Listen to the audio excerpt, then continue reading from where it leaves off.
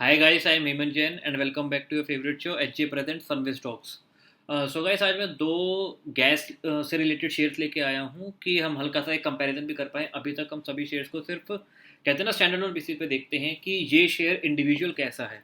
आज मैं दो सेम सेक्टर के शेयर्स को कंपेयर करके आपको बताऊंगा कि किस इनमें से कौन से में बेटर अपॉर्चुनिटी है और वो क्यों है।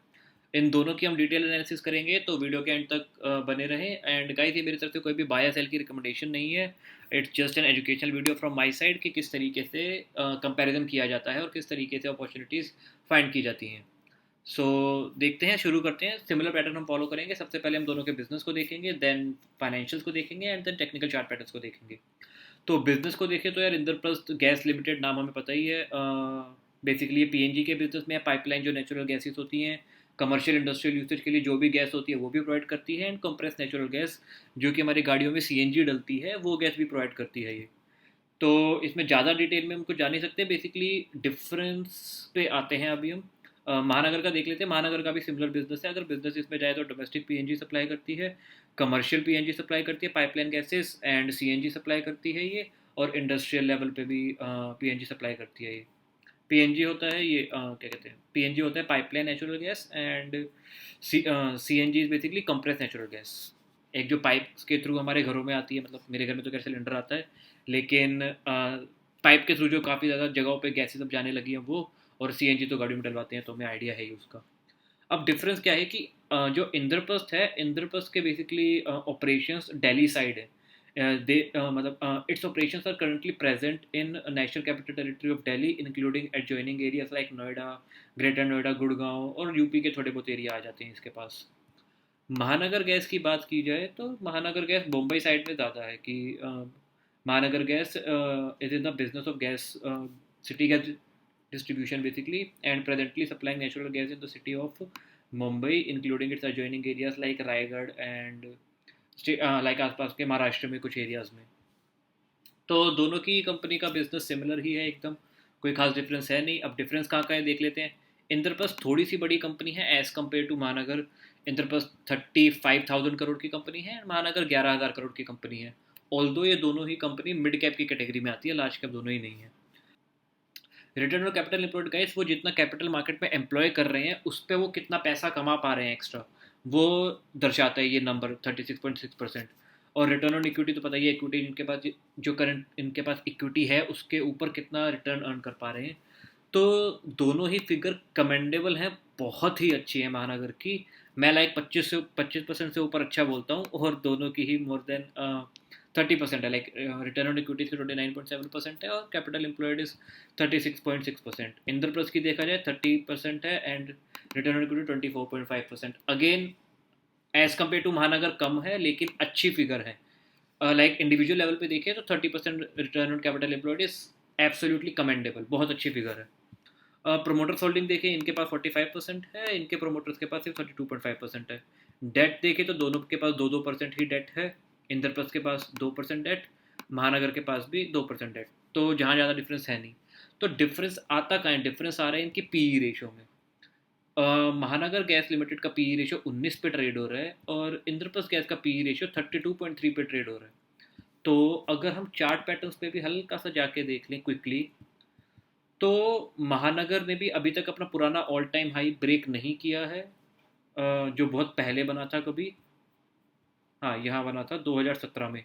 उसको अभी तक महानगर ने ब्रेक नहीं किया है, बट इंद्रप्रस्थ ने रिसेंटली उसे ब्रेक कर दिया है और अपना नया हाई बना दिया है।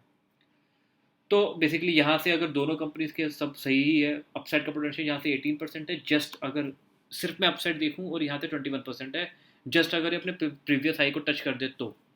लेकिन गिवन द फैक्ट कि दोनों सेम ही बिजनेस कर रही हैं, सब कुछ सेम ही है, और पास में भी इनका पी रेशियो लगभग सिमिलर लेवल पे ही ट्रेड होते रहा है। ऑल्दो इंद्रप्रस्थ का थोड़ा सा हायर पी रेशियो ट्रेड होता है पास में अगर हम देखें तो, लेकिन स्टिल लाइक स्टैंडर्ड पे देखा जाए थोड़ा सा, तो कंपनी को 30 के पी पे आना चाहिए इसको। तो पी रेशियो के पॉइंट ऑफ व्यू से सीधा सीधा यहाँ पे 50% गेट का पोटेंशियल है महानगर में, जो इंद्रप्रस्थ में नहीं है। ये ऑलरेडी, मतलब देखो दोनों ही अच्छी कंपनी है, आप चाहो तो दोनों में डाल सकते हो, लेकिन हमें देखना है कि दोनों में से ज़्यादा वैल्यू बाय कौन सी कंपनी है। अगर हमारे पास लिमिटेड ही है, फॉर एग्जाम्पल अगर मेरे पास 5,000 ही है या सिर्फ 10,000 ही है, तो मैं यार दोनों कंपनी पे 5-5 क्यों डालूंगा, मैं तो एक कंपनी पे डालूंगा ना जिसमें मेरे को ज़्यादा प्रॉफिट का पोटेंशियल दिख रहा होगा। तो वो ज़्यादा प्रॉफिट का पोटेंशियल इंद्रप्रस्थ में नहीं है, महानगर गैस में है। इस पॉइंट ऑफ व्यू से हो गया। एक बार हम इसके क्विकली फाइनेंशियल रिजल्ट्स को देख लेते हैं, ईयरली बेसिस पे देखते हैं सीधा। तो दोनों कंपनीज ने ही बेसिकली महानगर की बात हो रही है अभी यहाँ पे। तो महानगर कंपनी 600 करोड़ से ग्रो करती हुई 3000 करोड़ तक आई थी, अभी रिसेंटली कम हुए हैं इसके, क्योंकि पेंडेमिक की वजह से जून क्वार्टर में इनकी कुछ भी सेल्स नहीं हुई थी, पूरा प्रॉपर लॉकडाउन लगा हुआ था, तो सीएनजी वगैरह बिकने का सवाल ही पैदा नहीं होता।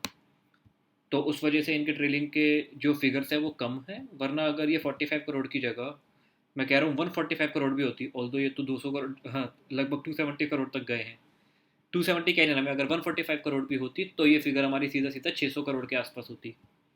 तो वो डिफरेंस वहाँ से आ जाता है। अगर चीज़ें नॉर्मल हुई तो ये सारी चीज़ें अपने आप ऑल टाइम हाई पे जाएंगी।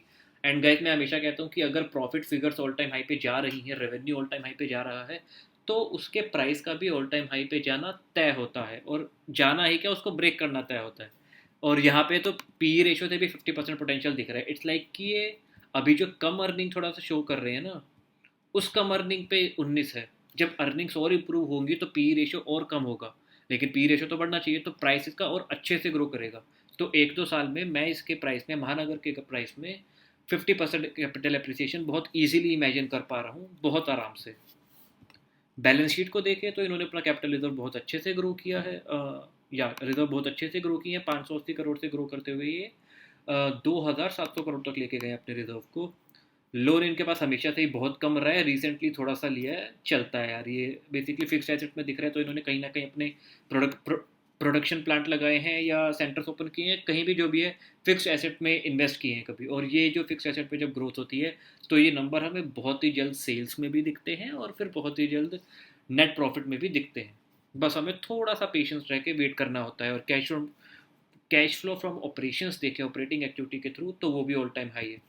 Cash flow from operations guys ये दर्शाता है कि कंपनी जो भी सेल्स कर रही है, तो वो पैसा इनके पास हाथों हाथ आ रहा है या नहीं। बेसिकली अगर वो रिसीवेबल्स में या लोन एडवांसेस में या अदर बोरोइंग्स में किसी तरह से अटका हो, तो कई बार पैसा उनमें अटक जाता है कि अभी नहीं आ रहा है, बाद में आ जाएगा। तो हम नहीं चाहते कि कंपनी के पास ऐसा हो कि सेल कर रही है लेकिन उसके काफ़ी टाइम बाद पैसा आ रहा है। हम चाहते हैं ठीक है यार, मतलब कैश फ्लो फ्रॉम ऑपरेशंस जल्दी से जल्दी हमारे पास कैश आ जाए ऑपरेटिंग एक्टिविटीज़ के थ्रू। और रिटर्न ऑन कैपिटल एम्प्लॉयड अगर यहाँ पे अगेन देख ले रेशियोज में, तो कंसिस्टेंटली बहुत अच्छी वैल्यू मेंटेन्ड है, सारी चीज़ें सही हैं। प्रोमोटर्स होल्डिंग पहले जून में 42% हुआ करती थी, अभी रिसेंटली रिड्यूस हुई है। और अगर हम पब्लिक में जाके देखें तो पब्लिक की होल्डिंग रिसेंटली कंसिस्टेंटली डिक्रीज कर रही है। तो बेसिकली पब्लिक से माल खरीदा जा रहा है। कौन खरीद रहे हैं? बिग प्लेयर्स खरीद रहे हैं डेफिनेटली। इन्होंने 25% करते 31% बढ़ा दी है, और डी भी थोड़ा सा सेल कर रहे हैं। तो एफ इन स्टॉक्स में काफ़ी ज़्यादा बुलिश हैं। बोथ महानगर को भी एफ खरीद रहे हैं, और ये मैं इंद्रप्रस्थ के ग्राफ पे आया हूँ अभी, इंद्रप्रस्थ की शीट पे आया हूँ। इंद्रप्रस्थ में भी पब्लिक की होल्डिंग रिड्यूस कर रही है और एफ खरीद रहे हैं।